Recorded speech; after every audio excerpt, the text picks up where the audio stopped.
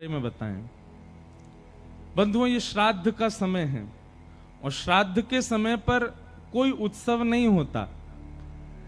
तो ऐसा रूप बताते हैं कि जब श्राद्ध काल होता था तो ठाकुर जी और प्रिया जी, किशोरी जी और ठाकुर जी दोनों मिल नहीं पाते थे, क्योंकि बाकी के दिन तो कोई ना कोई बहाने थे, उत्सव ब्रजमंडल में मनते ही रहते, तो प्रिया जी और ठाकुर जी दोनों मिलते ही है। लेकिन जैसे श्राद्ध के समय आते सारे उत्सव बंद, तो श्री जी वहां विरह में, यहां ठाकुर जी विरह में, और दोनों को विरह आतुर देख करके यहां सब सखा और वहां सब सखियां मन में विचार करती इनको कैसे प्रसन्न करें। तो ठाकुर जी और श्री जी के मिलन की एक सुंदर लीला जल के परत के ऊपर बनाती सब सखियां, और वह लीला बना करके सुंदर उसकी कृति एक आर्ट जैसी बना करके श्री जी को दिखाती। श्री जी को देख करके प्रसन्न हो जाती, वहां सब सखा बनाते, सखा देख करके प्रसन्न हो जाते। इस प्रकार सांझी उत्सव हुआ। फिर सांझी में और भी कथाएं आती हैं कि ठाकुर जी को पता चली कि श्री जी को सब सखियां सांझी बना के दिखाती हैं, तो एक दिन ठाकुर जी भी सखी बन के पहुंच गए, और सखी बन के गए, और श्री जी के मन में जो चल रहा था, श्री जी ने अपने मन में विचार कर रखो कि आज अगर श्याम सुंदर मिलते तो उनसे ऐसे मिलती, उनसे वाह कुंड पे मिलती, वाह सरोवर पे मिलती, ऐसी पोशाक पहन के जाती, ये पूछती, ये बताती। ये सारी बातें श्री जी के मन में चल रही थी। तभी सब सखियों ने कही, बोले अरे श्री जी, एक नई गोपिया सांझी बनावे आई। वो गोपी नहीं, ठाकुर जी थे, लेकिन हमारे लाला पे छोरी बननो बहुत बढ़िया आवे। हमारे लाला पे कछु आवे चाहे नहीं आवे, लेकिन लाली बननो बहुत जोर को आवे। महाराज तुरंत अपने केश खोल लें, ने काजर सो लगा लें, होठ तो लाल लाल है ही है ठाकुर जी के, एक ऊपर से चुनरी ओढ़ लें, नीचे सुंदर लहंगा सो पहन लें, पामन में पाजेब। अच्छा, हमारे वृंदावन बिहारी लाल को देखो, वृंदावन में बिहारी जी की पोशाक देख करके कहीं से लगता है कि पुरुषों की पोशाक है ना। वो छोरीन की पोशाक पहने, वो श्री जी की पोशाक धारण करें। हमारे लाला ऐसे ही है।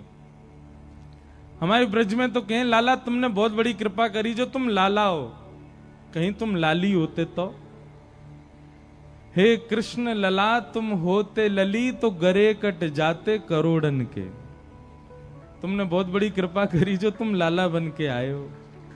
कहीं वृंदावन बिहारी लाल अगर लाली होते तो पंजाब दिल्ली के लोग दर्शन करवे थोड़ी जाते, महाराज प्राण न्योछावर करवे जाते। अभी हम प्राण छिड़कते हैं ठाकुर जी पे, लेकिन कहीं लाला अगर लाली होते तो महाराज प्राण त्याग ही आते हम सब। तो ठाकुर जी श्री जी सखी बन के गए, श्यामा सखी। कौन सी सखी? श्यामा सखी बन के गए ठाकुर जी, सांवली सांवली सी सखी।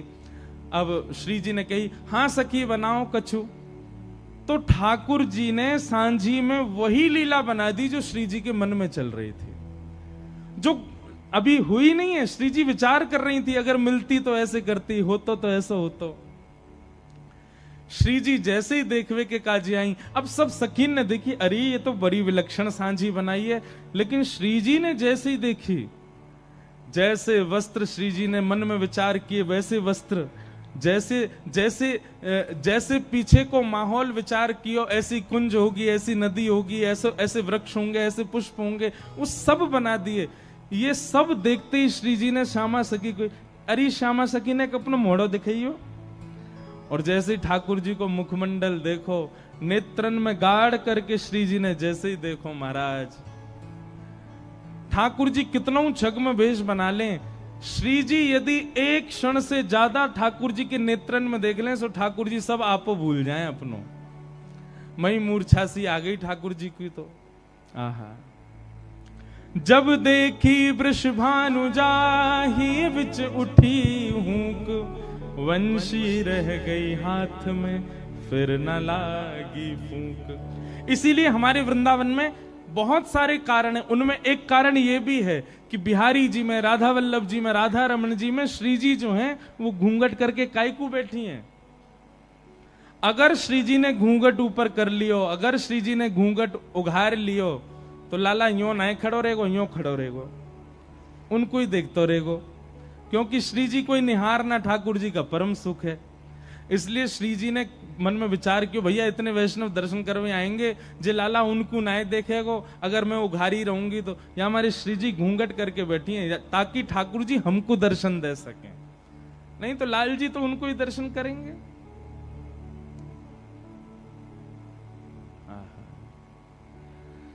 तो ऐसी सांझी, सांझी का मतलब चित्र के द्वारा श्री जी और प्रियतम के मिलन को सखियां बनाती हैं, क्योंकि इन 15 दिन ठाकुर जी का श्री जी का मिलन हो नहीं पाता श्राद्ध की वजह से, इसलिए सांझी उत्सव होता है।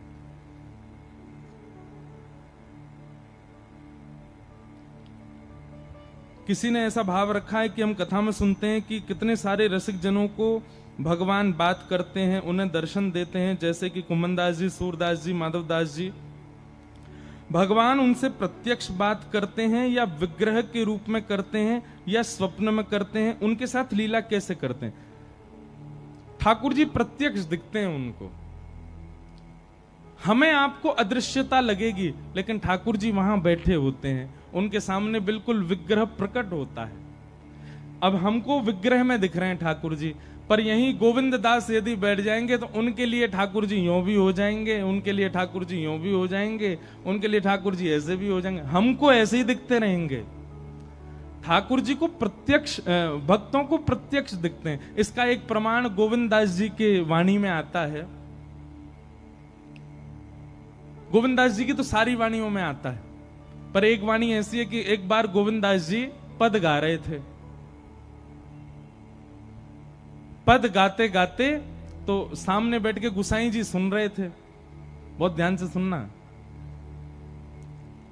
तो पद सुन रहे थे गुसाई जी, तो गोविंद दास जी गाते गाते गाते बीच में रुक गए और रुक करके बोले, ए लाला ढंग से गाओ जी, कहा कर रहे हो, ऐसे ऐसे उधम ना करो, करे चलो प्रेम से गाओ। तो गुसाई जी ने नेत्र खोल के गई, ए गोविंदा तू कौन से बात कर रहा है? गोविंदास जी बोले, तुम्हारो ही लाडलो बैठो बगल में, कान पे हाथ धर के नेक से मोते राग गा रो है, मैं जैसे जैसे अलाप लूं मेरे पीछे पीछे गा रो है, लेकिन माने ना है, ऊधमी है, बीच बीच में गलत स्वर लगा रो या हमारे वकु टोक रहा हूं। अब गुसाई जी को नहीं दिख रहे ठाकुर जी, लेकिन गोविंदास के साथ लीला कर रहे हैं। तो गोविंदास से गुसाई जी कहते हैं, गोविंद तुम कितने सौभाग्यशाली हो, जबकि गुसाई जी के शिष्य हैं गोविंदास, लेकिन फिर भी गोविंदास को दिखाई दे रहे हैं ठाकुर जी। गुसाई जी को भी दिखते थे, पर कभी कभी लीला करते थे तब नहीं दिखते थे। तो गुसाई जी बोले, गोविंदा तुम कितने सौभाग्यशाली हो, ठाकुर जी तुमको दिखाई देते हैं। उनको कहना नहीं कि वो मुझे दिखें, मुझे बस इतना बताओ ठाकुर जी गा कैसा रहे हैं। ठाकुर जी जब गाते हैं तो उनका स्वर कैसा लगता है, ठाकुर जी जब गाते हैं तो उनका स्वर कानों को कैसा सुनाई देता है। गोविंदास जी आनंद में भर गए। गोविंदास जी बोले, जय जय, ठाकुर जी बहुत प्यारा गाते हैं, गोपाल जी इतना मधुर गाते हैं, इतना मधुर गाते हैं कि जब वो गाते हैं ना तो आकाश में गंधर्वजन खड़े होकर के कान लगा करके सुनते हैं ठाकुर जी को, रोम रोम खड़ा हो जाता है, इतना सुंदर स्वर है ठाकुर जी का। पर गुसाई जी बोले, पर मतलब कोई कमी करें? बोले नहीं, ठाकुर जी बहुत मधुर गाते हैं, पर हमारी श्यामाजू ठाकुर जी से भी मधुर गाती हैं, किशोरी जी ठाकुर जी से भी मधुर गाती है।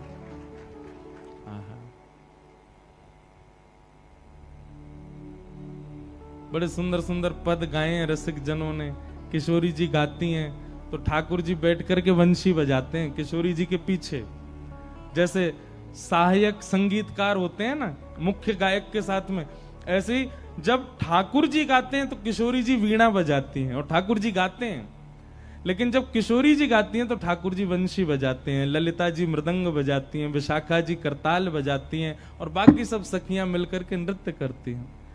तो आपका जो ये प्रश्न है कि भक्तों को ठाकुर जी कैसे दिखते हैं, प्रत्यक्ष दिखते हैं, चलते फिरते उठते बैठते सब क्रिया करते हुए ठाकुर जी दिखाई देते हैं सब वैष्णवों को।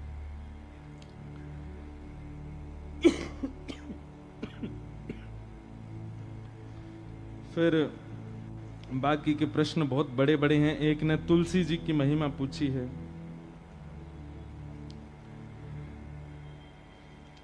किन्हीं का प्रश्न है कि जब हम सब मृत्यु के बाद नरक में ही भोग लेते हैं तो फिर संसार में क्या भोगते हैं, नरक में तो सब खत्म हो जाता है। सबका उत्तर देते हैं। फिर एक का प्रश्न है कि कथा में रोज आती हूं पर कथा में ध्यान लगते लगते मेरा ध्यान भटक जाता है, इससे मैं क्या करूं। हमने पहले दिन कथा में बताया था, श्रीमद् भागवत जी में ही लिखा है, सवै पुंसाम परो धर्मो यतो भक्तिर अदोक्षजे अहै तुक्य प्रतिहता ययात्मा संप्रसीदति। भगवान की कथा में रुचि होने का मतलब है ठाकुर जी आपसे प्रेम करते हैं। और कहीं भी यदि कथा से आपकी रुचि भटकती है, किसी अन्य में जाती है या रुचि कहीं भटक रही है, तो इसका मतलब क्या है, अभी साधन में, अभी भजन में, आपकी भावना में थोड़ी न्यूनता है, थोड़ी कमी है। उसको थोड़ा शीघ्र उचित करो। अच्छा, एक बात इसमें हम कहना चाहते हैं, सब खेल मन का है। मन में यदि भावना सुदृढ़ भगवत प्राप्ति की है तो आप कितना भी डिस्टरबेंस हो जाए कथा में, आपका मन भटकेगा ही नहीं। पर मन में जब अन्य साधन की भी इच्छा होती है, यह भी इच्छा है, वह भी इच्छा है, मेरे कपड़े कैसे लग रहे हैं, सबको दिख रहा है कि नहीं, मैं अच्छा लग रहा हूं कि नहीं, सबको दिख रहा है कि नहीं, मुझे उचित स्थान मिला कि नहीं, बैठने को अच्छा लग रहा है कि नहीं, और मेरे पे हवा आ रही है कि नहीं आ रही है, और कूलर दूर रखा है आदि। जब इतनी सारी बातें आती हैं तो मन भटकेगा ही। लेकिन आपका उद्देश्य केवल एक है, मुझे प्रिया प्रियतम के साक्षात दर्शन करने। फिर चाहे अवस्था कैसी हो, व्यवस्था कैसी हो, स्थिति कैसी हो, आपका कथा से मन जा ही नहीं सकता। ये बात निश्चित मान लीजिए। कई लोग कहते हैं कथा बहुत अच्छी लगती महाराज जी, उनसे मैं पूछ लूं, अच्छा बताओ मैंने क्या सुनाया था, वो याद नहीं आ रहा क्या सुनाया था, पल्लक बहुत अच्छी रही थी। ऐसे नहीं। अरे महाराज, जब आपके चित्त में केंद्र बिंदु यदि केवल ठाकुर जी हैं, आपको समय भी पता होगा, आपको स्थिति भी पता होगी कि आपने इतने बज के इतने मिनट पर ये पद गाया था, आपने इतने पद पर ये किया था, ऐसे सब याद हो जाता है। कई बच्चे हैं, उनके 4 ट्यूशन लगे रहते हैं, तब भी बेचारे जबरदस्ती पास होते हैं स्कूल में। और कई बच्चे हैं वो केवल स्कूल में ही पढ़ते हैं, कोई ट्यूशन व्यूशन नहीं पढ़ते, फिर भी उनके 99% मार्क्स आ जाते हैं। क्यों? क्योंकि उनके चित्त में ऐसा नहीं है कि वो कोई घोटी बना के पीते होंगे। एक भामनी आती है, जो नहर होती है ना, नहर के किनारे काई जम जाती है, उसी काई से ही एक विशिष्ट प्रकार की एक औषधि निकलती है, उसको भामनी बोलते हैं, उसको और भी कुछ बोलते हैं। कई लोग उसको घोट घोट के पीते हैं, ताकि उससे क्या है कि एक बार पड़ी हुई वस्तु याद हो जाती है। पर भैया सबसे बड़ी भामनी ये है कि आपके चित्त में आपका लक्ष्य सुदृढ़ हो। कथा कभी भी बिना लक्ष्य के मत सुनिएगा। आप बिना लक्ष्य के कथा में आकर के बैठेंगे तो आपका मन भटकेगा ही भटकेगा। लेकिन आपका लक्ष्य, और लक्ष्य कथा का और कोई होना नहीं चाहिए, केवल एक ही होना चाहिए, क्या? श्यामा श्याम की प्राप्ति।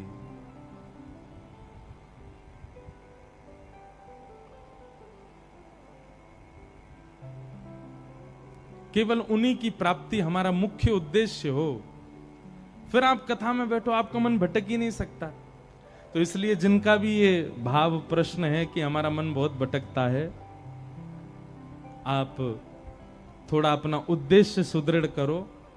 उद्देश्य सुदृढ़ हो जाएगा तो आपका मन भटक ही नहीं पाएगा। बोलो वृंदावन बिहारी लाल की। आज विश्राम दिवस की कथा है और कल से हरियाणा के हिसार में श्री जगन्नाथ रसोत्सव है। 4 दिन तक श्री जगन्नाथ जी की भाव कथा हम वहां सुनाएंगे। आप सब लोग भी लाइव सुनिएगा। और जो हिसार, कई लोग हिसार चल रहे हैं हमारे साथ में, रात में ही जा रहे हैं आज, तो वो सब लोग हिसार चल के वहां कथा सुनना। जगन्नाथ जगन्नाथ जगन्नाथ रक्षमाम महाबाहो महाबाहो महाबाहो पाहि माम। कलयुग में सांचे श्री कृष्ण यदि कहीं विराज रहे हैं, सब जगह ही कृष्ण है, पर सांचे बिल्कुल पूर्ण रूपेण जिनको कह दो कि एक बार देखते ही लगा कि हाँ श्री कृष्ण कहाँ है, जगन्नाथपुरी में श्री जगन्नाथ महाप्रभु। उनकी कल से लीला सुनाएंगे 4 दिन तक। उसके बाद फिर कानपुर में कथा करने जाएंगे और फिर हम दोबारा पंजाब आ रहे हैं चंडीगढ़ में 7 अक्टूबर से 13 अक्टूबर तक चंडीगढ़ में कथा सुनाएंगे। आप सब लोग अपने बोरिया बिस्तर बांध के वहीं आ जाना। अच्छा, हम कितने आसानी से बोल देते हैं जैसे आप लोगों पे कोई काम ही नहीं है, पर क्या होता कि दुनिया ऐसी होती, आप लोग केवल कथा सुनते, इसी से तो पेट भर जाता, इसी से आप लोगों की निद्रा पूरी हो जाती, इसी से प्यास बुझ जाती। हम कथा सुनाते, आप सुनते, पूरा जीवन यही चलता रहता है। कितना आनंद आता, यही लगा रहता, कुछ करना धरना नहीं। लेकिन फिर भी आप सबको अवकाश मिले तो आइएगा सब लोग चंडीगढ़ में। बोलो वृंदावन बिहारी लाल की। कथा क्रम में प्रवेश करें। भगवान श्री कृष्ण का रुक्मणी जी के साथ में विवाह संपन्न हुआ, ठाकुर जी का विवाह हुआ।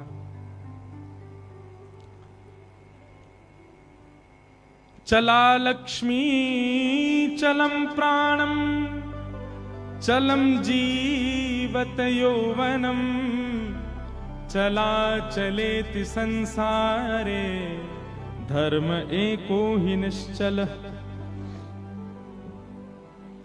संसार में हर वो वस्तु चलायमान है जिसको आप अचल देखना चाहते हो।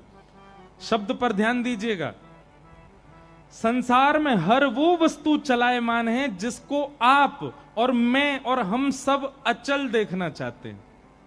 सबसे पहले अचल, चल और अचल तो समझते होंगे ना। हम किसको अचल देखना चाहते हैं? सबसे पहला लक्ष्मी। हमारी कमाई हो जाती है, हमारा बैंक बैलेंस बढ़ जाता है, तो हमारी इच्छा क्या होती है? चीजें भी आ जाएं और ये खर्च भी ना हो। हम सब चाहते हैं कि लक्ष्मी अचल हो। रिश्तेदार पैसा देकर के जाते हैं, बच्चे गुल्लक में धर लेते हैं, उसको जमा करते रहते हैं, लेकिन फिर भी लक्ष्मी का स्वरूप है, वो रुकेगी नहीं, वो चलेगी ही चलेगी, वो अचल नहीं है। चला लक्ष्मी, लक्ष्मी का स्वरूप है, वो चलायमान रहती है।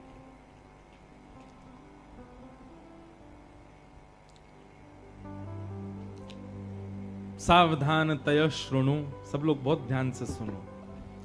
तो सबसे पहली वस्तु जिसको कोई भी नहीं चाहता कि वो उससे दूर जाए, उसका नाम क्या है?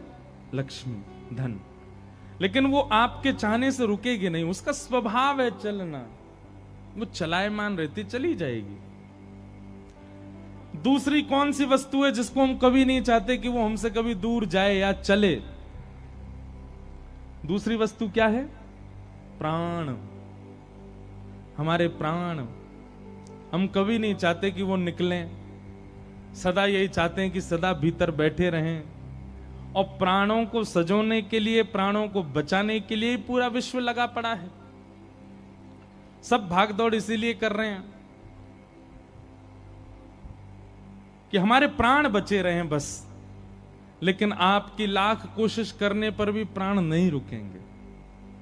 उनका स्वरूप है, उनका स्वभाव है चलना, वो चला ही जाएगा।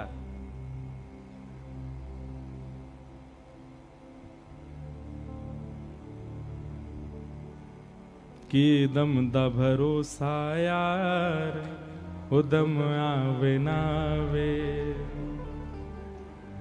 मिट्टी दे खिलौने आओए, मिट्टी हो जावेगा, मिट्टी दे खिलौने आओए, मिट्टी हो जावेगा।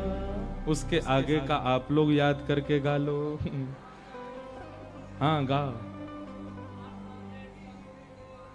पापा दे समुद्रा चो मोती की वे पावेगा, मोती की वे पावेगा।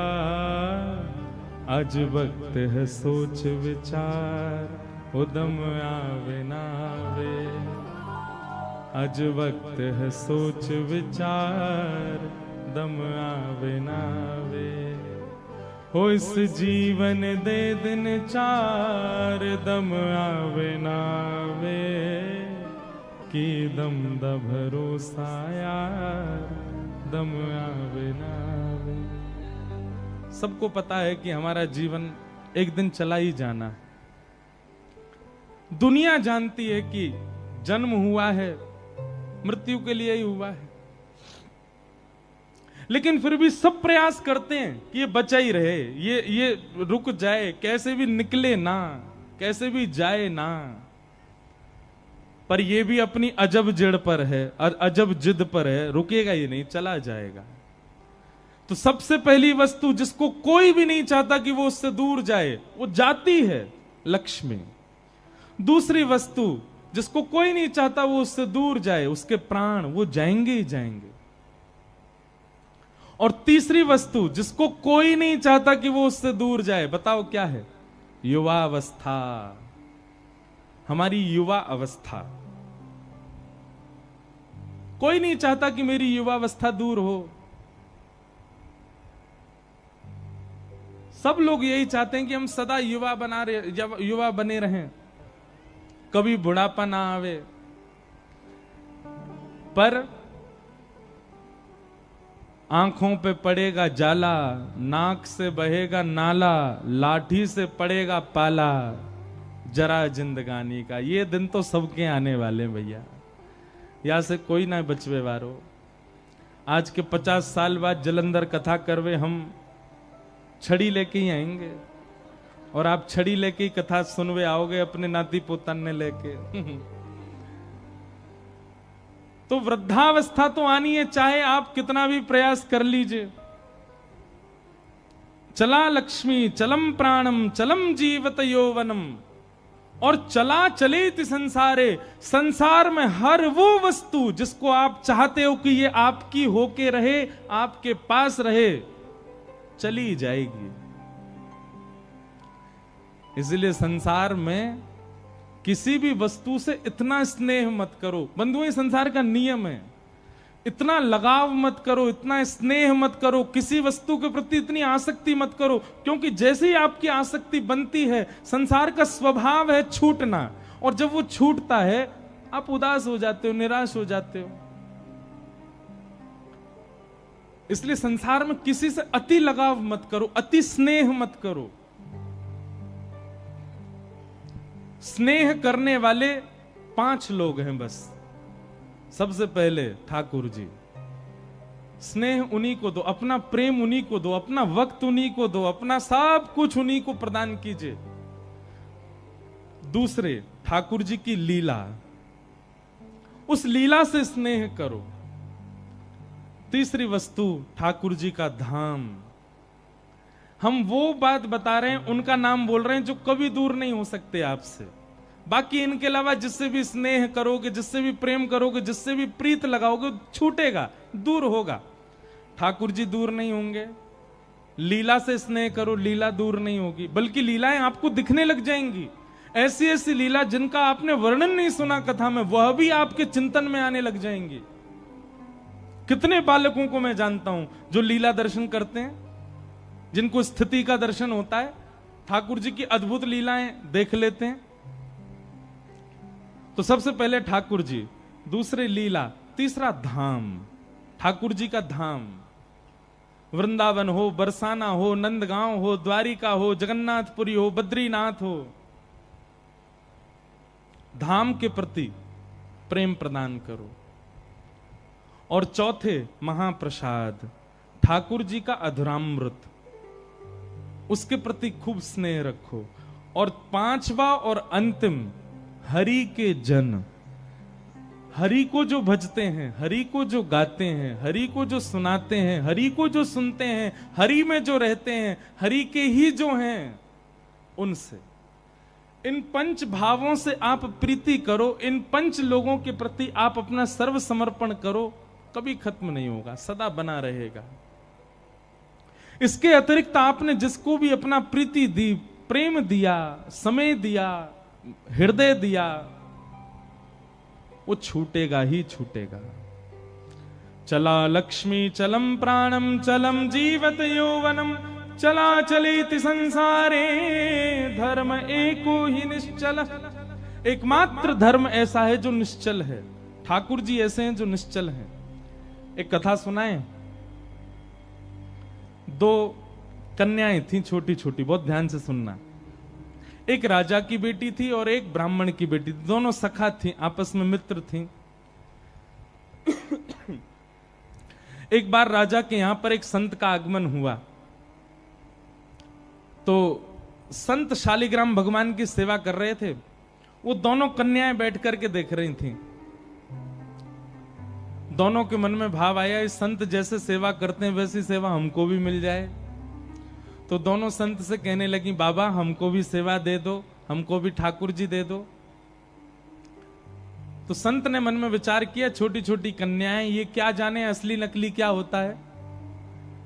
उन्होंने शालिग्राम जैसे दिखने वाले चिपटे 2 पत्थर लिए और दोनों कन्याओं को दे दिए। दोनों कन्याएं बड़ी प्रसन्न हो गईं, बोले वाह हमको ठाकुर जी मिल गए। दोनों ने गुरुजी से पूछा, गुरुजी इनका नाम क्या रखें? तो गुरुदेव ने कहा, तुमको जो प्रिय लगे वो नाम रखो इनका। तो कन्याएं जो वो बड़े चिकने से पत्थर थे, तो एक आध बार हाथ से फिसल गए। तो एक कन्या ने कहा, बोले इनका नाम रखते हैं सिलपिल्ले भगवान। कौन से भगवान? और दोनों ने अपने ठाकुर जी का नाम रख दिया सिलपिल्ले। ये कोई ऐसी कथा नहीं, भक्तमाल जी में कथा है ये। तो सिलपिल्ले भगवान, दोनों कन्याओं के सिलपिल्ले भगवान हो गए। अब दोनों कन्याओं के साथ में कैसी घटना घटी?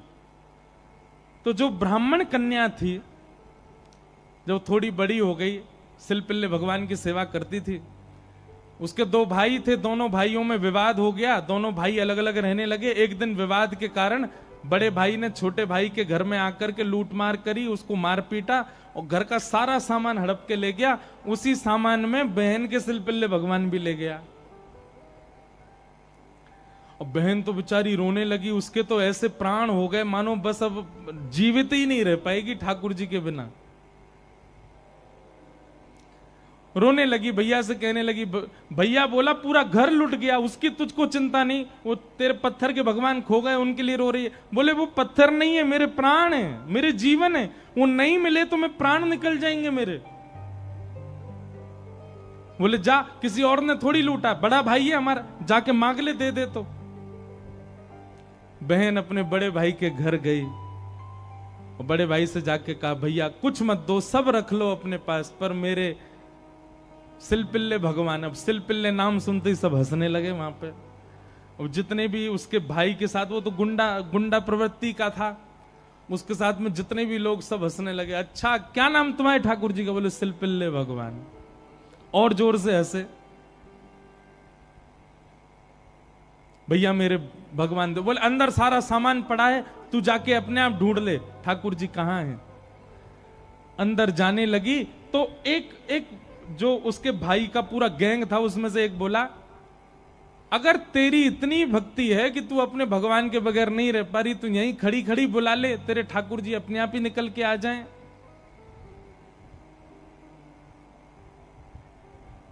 ये बात उसके प्रेम पर मानो प्रश्न चिन्ह लग गया। वह भी मन में सोचने लगी, मैं बचपन से सेवा कर रही हूं सिलपिल्ले को, कभी अपने हृदय से दूर नहीं करती, पर आज इसकी बात से मुझको ऐसा लग रहा है कि मैं तो प्रेम करती हूं, पर वो प्रेम करते हैं कि नहीं, आज उसका भी पता चल जाए। और बाहर खड़े खड़े करुण क्रंदन करते हुए, भाव निमग्न होते हुए, नेत्रों से अविरल अश्रुधार गिर रही है।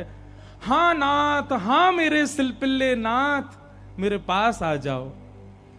दोनों भुजा उठा करके जैसे ही रुदन करने लगी, कक्ष में से वो सामान्य सा पत्थर जिसकी वर्षों से सेवा कर रही थी, वो अपने आप उछट करके आया और उस कन्या के हृदय से आकर के लग गया। बोलो सिलपिल्ले भगवान की। और महाराज ये देख करके भाई और उसका जो पूरा गैंग था, वो सब आश्चर्यचकित हो गए। परिणाम ये हुआ कि सब लोगों ने अपनी सब सामग्री जो उसके भाई की लूट ली थी, सब इकट्ठी करके दे आए। बोले भैया हम तो ऐसे ही समझते थे, पर आज वास्तव में हमने भक्त का, भक्ति का दर्शन किया। अब राजकन्या जो थी, उसके सिलपिल्ले भगवान, उनके साथ कैसी घटना घटी? कन्या का विवाह हुआ और जिस पुरुष के साथ में विवाह हुआ वो किसी भी रूप से भक्त नहीं था, ना वो भक्त था ना उसका परिवार भक्त था। कन्या ने विवाह के लिए मना तो किया, पर माता पिता नहीं माने, विवाह कर दिया। अब वो तो बस अपने सिलपिल्ले भगवान को हृदय से लगा के रहे, बोले कि मुझे पता है ये मेरा पति और ये परिवार पूरा जो है ये बिल्कुल भी भक्ति भाव इनके चित्त में नहीं है, पर नाथ बस आप मेरे साथ रहोगे तो मैं पूरा जीवन निकाल लूंगी।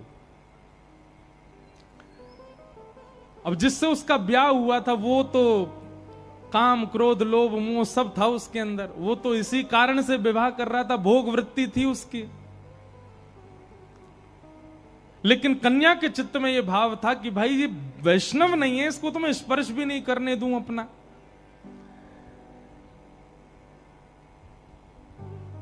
रात्रि में चर्चा कर रहा था पत्नी से, बातें करने लगा, बातें करते करते और उसने कहा ये क्या है तुम्हारे हाथ में? बोले ये मेरे भगवान है, सिलपिल्ले भगवान। सिलपिल्ले नाम सुनते ही इतना हंसा, हंसते हंसते बिस्तर से गिर गया। बोले कौन है? सिलपिल्ले भगवान। बोले आप हंसिए मत, ये मेरे ठाकुर जी हैं, मैं बचपन से इनकी सेवा करती हूं। अच्छा ठीक है, रखो इनको अपने पास। लेकिन वो उनको दूर करना चाह रहा था, बार बार लेकर के हटाना चाह रहा था, और वो राजकन्या कस के पकड़े, बोले नहीं आप इनको मुझसे दूर मत करो, ये मेरे प्राण है, ये अगर दूर हुए तो मैं प्राण त्याग दूंगी। एक दिन, 2 दिन, 4-5 दिन बीत गए, लेकिन वो ऐसे ही रहे, सिलपिल्ले भगवान को हृदय से लगा के रहे। उसका यही था कि मैं पूरा जीवन इनके साथ नहीं रह सकती, पर आप रहोगे तो मैं रह लूंगी। एक दिन उस राजकुमार को क्रोध आया और उसने जब हट पूर्वक हाथ हटाए और वो सिलपिल्ले भगवान को खींच करके और बाहर एक सरोवर था, सरोवर में फेंक दिया। जैसे ही सरोवर में फेंका, वो राजकन्या वहीं मूर्छित होकर गिर पड़ी। पूरा परिवार इकट्ठा हो गया, सब लोग सोचने लगे, बोले अरे ये क्या हो गया, इसके कहीं प्राण ना निकल जाएं, पूरे गांव में हमारी निंदा होगी, इसके पिताजी बहुत बड़े राजा हैं, हमको कारागृह में डाल देंगे। क्या किया तूने? बोले कुछ नहीं, पत्थर लगाए बैठी रहती थी, मैंने फेंक दिया तो नाटक कर रही है मूर्छा की। खूब प्रयास किया लेकिन होश में नहीं आई। जैसे तैसे होश में आई, वैद्य के बुलाने के बाद उठते ही मेरे सिलपिल्ले कहां हैं, मेरे सिलपिल्ले कहां हैं? गोताखोरों ने जाकर के पूरा सरोवर ढूंढ लिया, लेकिन ठाकुर जी नहीं मिले। अंत तो गत्वा वही सरोवर के किनारे आकर के बैठ गई और रुदन करते हुए बोली, हे मेरे सिलपिल्ले नाथ, यदि मैंने वास्तव में बाल्यकाल से आपको अपना प्रियतम मान करके भेजा हो, आपकी निष्ठा से सेवा की हो, तो आप कृपा करके मेरे पास आ जाना। और यदि आप मेरे पास नहीं आए तो मैं एक क्षण और चिंतन नहीं करूंगी, तुरंत अपने प्राणों का परित्याग कर दूंगी। उसका पूरा परिवार खड़े होकर के देख रहा था। जैसे ही उसने कहा कि हे नाथ, यदि आप नहीं आए तो मैं प्राण त्याग दूंगी, ये बात कहते ही हाँ नाथ, हाँ नाथ, हाँ नाथ करुण क्रंदन करने लगी। तुरंत सरोवर में से अपने आप सिलपिल्ले भगवान निकल करके आए और उसकी छाती से आकर के लग गए। और ये दृश्य देख करके परिवार पूरा जो था वो तो नतमस्तक हो गया और उस कन्या को वापस उसके घर ही छोड़े आए। बोले भैया ये इतनी ऊंची श्रेणी नहीं है हमारी कि हम इसके साथ रहें, हमसे अपराध बनेगा यदि हम इनको अपने पास रखेंगे, तो ये तो हमारी कोई गुरु स्वरूपा है। प्रीति, अरे सामान्य से पत्थर को उन्होंने भगवान मान लिया और ठाकुर जी उसमें भाव। जरूरी नहीं है कि धातु प्रधान होता है, जरूरी नहीं है कि कोई वस्तु विशेष। ये बात आप बहुत ध्यान से सुनिएगा। कई लोग भेद मानते हैं, अपने लड्डू गोपाल को सामान्य समझते हैं, वृंदावन बिहारी लाल को विशेष समझते हैं। उनको लगता है मंदिर में जो बिहारी जी बैठे हैं ये विशेष हैं, हमारे संग जो डलिया में डोल रहे हैं ये इतने विशेष नहीं है। क्यों?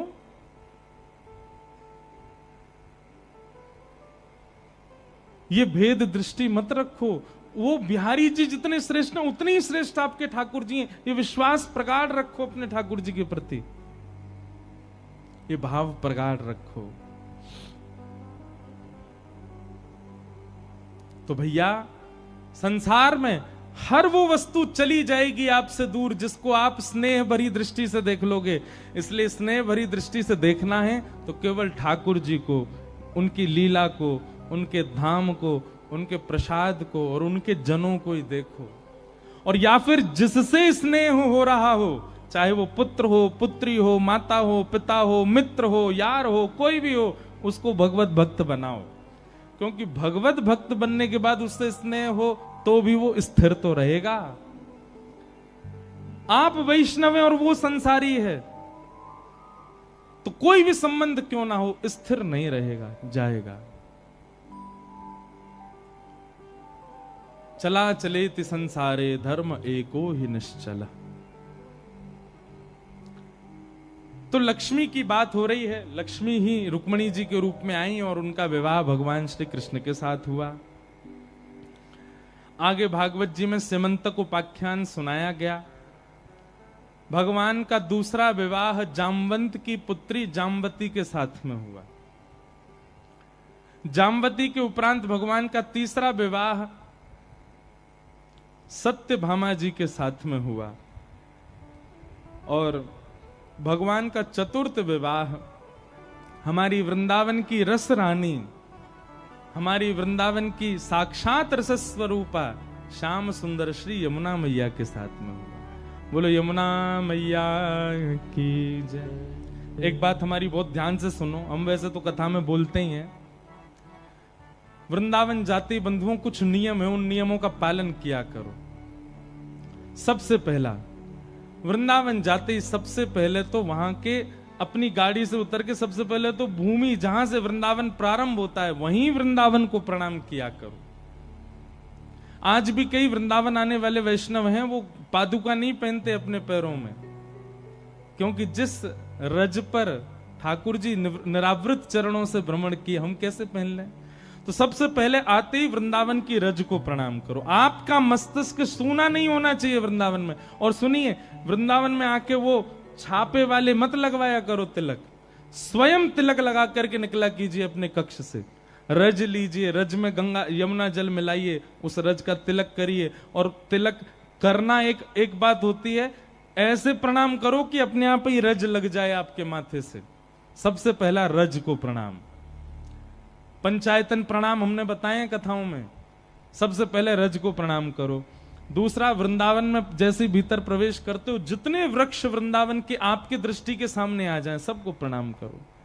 वृंदावन में वृक्ष सामान्य नहीं है बंधु। आशा महो चरण रेणुज श्याम हम श्याम, वृंदावने किमपि गुलमलतोषधीनाम। वृंदावन में जैसे किसी व्यक्ति ने अगर अखंड वृंदावन वास के लिए पूरा जीवन भजन किया कि हे नाथ मुझे अखंड वृंदावन वास मिले, और भजन करते करते उसके प्राण चले गए, तो अगले जन्म में वृंदावन में वृक्ष बन करके वो आ जाता है और वो अखंड वृंदावन वास करता है। इसलिए वृंदावन वास जिनके मन में इच्छा होती, कई लोग कहते हैं वृंदावन वास कैसे मिले, वृंदावन के वृक्षों को प्रणाम किया करो।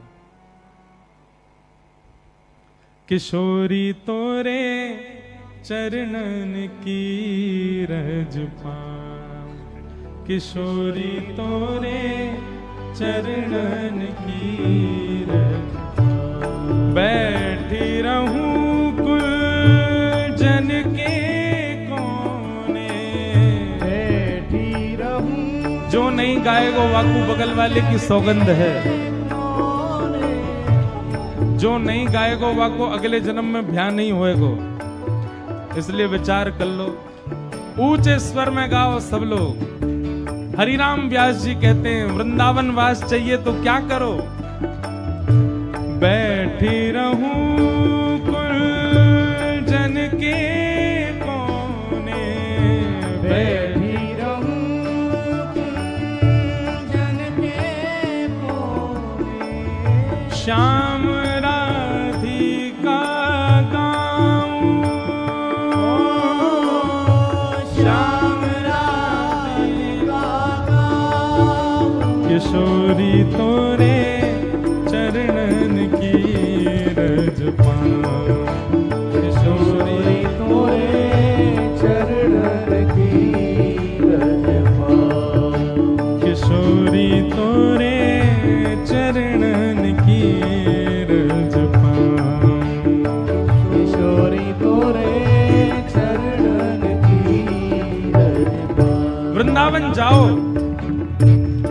अपने एक नाम की माला या गुरु मंत्र की माला किसी वृक्ष के पास बैठ करके करके आओ, किसी भी वृक्ष के पास, क्योंकि वह वृक्ष अखंड वृंदावन वासी है, वही आपको वृंदावन प्रदान कर सकता है। इसीलिए आचार्य कह रहे हैं, बैठी रहूं कुंजन के कोने, कुंजों के कोने में बैठो, वहां श्याम राधिका गाओ। जारज को ब्रह्मादिक तरसत, सूरज शीश चढ़ाऊं। जारज को ब्रह्मादिक तरसत, सूरज शीश चढ़ाऊं। हे व्यास स्वामिनी की छवि निरखत, व्यास स्वामिनी की छवि निरखत, व्यास स्वामिनी की छवि निरखत, व्यास स्वामिनी की छवि निरखत। ओ विमल विमल यश गाऊं, विमल विमल यश गाऊं। किशोरी तोरे चरणन की रज पाऊं, किशोरी तोरे चरणन की रज पाऊं। हे श्री राधे तेरे चरणन की रज पाऊं। श्री राधे तोरे चरणन की रज। मुझे दुनिया से नहीं लेना देना, मुझे दुनिया से नहीं लेना देना। श्री विनोद बाबा गाते हैं, हे मुझे दुनिया से नहीं लेना देना, मुझे दुनिया से नहीं लेना देना। ओ ये जगत है एक सपना, ये जगत है एक सपना। ये जगत है एक सपना, ये जगत है एक सपना। ओ यहाँ कोई नहीं अपना, ओ यहाँ कोई नहीं अपना। ओ यहाँ कोई नहीं अपना, ओ यहाँ कोई नहीं गाओ भाव से। ओ मेरी अपनी वृषभानु दुलारी, मेरी अपनी वृषभानु दुलारी। मेरी अपनी श्री राधा प्यारी, मेरी अपनी श्री राधा प्यारी। ओ जहाँ विराजे राधा रानी, जहाँ विराजे गाओ भाव से। ओ मेरो मन लग्यो बरसाने में, जहाँ विराजे राधा रानी, मेरो मन लग्यो बरसाने में, जहाँ विराजे राधा रानी।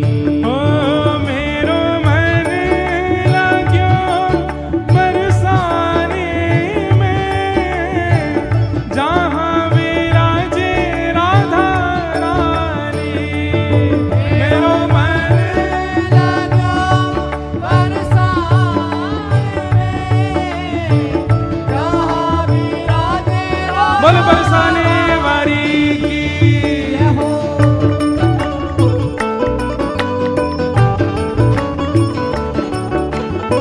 बोल वृषभानु दुलारी की। जमाई की।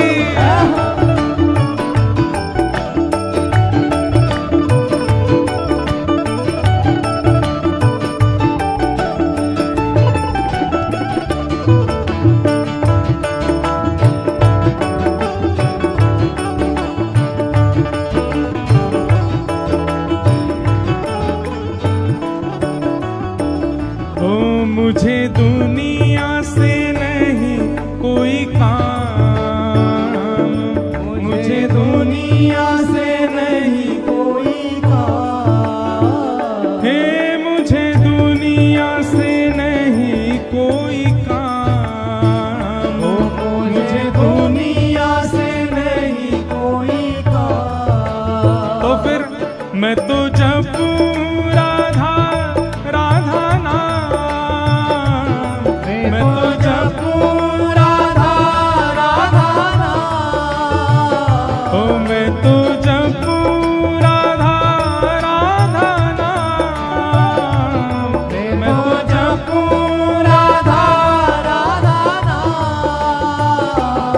दर्शन करूं शुभ शाम, दर्शन करूं शुभ शाम।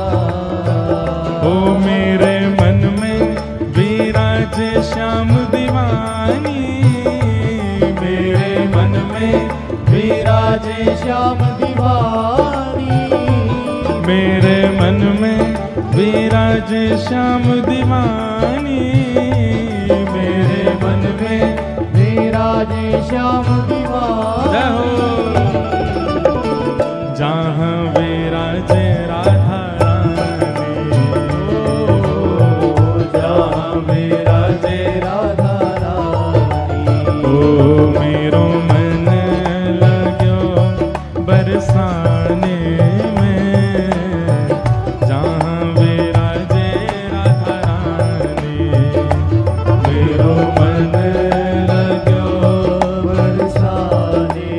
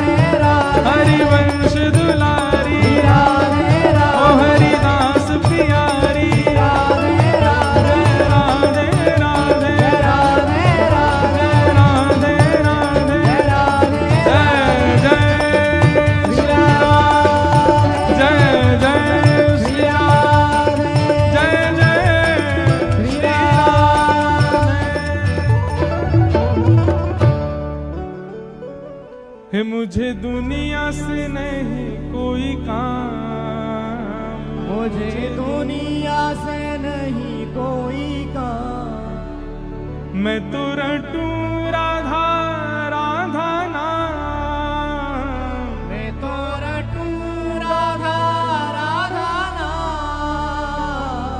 दर्शन करूं शुभ शाम, दर्शन करूं शुभ शाम। हे मेरे मन में विराजे श्याम दीवानी, मेरे मन में विराजे श्याम दीवानी, जहाँ विराजे राधा रानी, जहाँ विराजे ओ मेरो मन लाग्यो बरसाने में, जहाँ विराजे राधा रानी।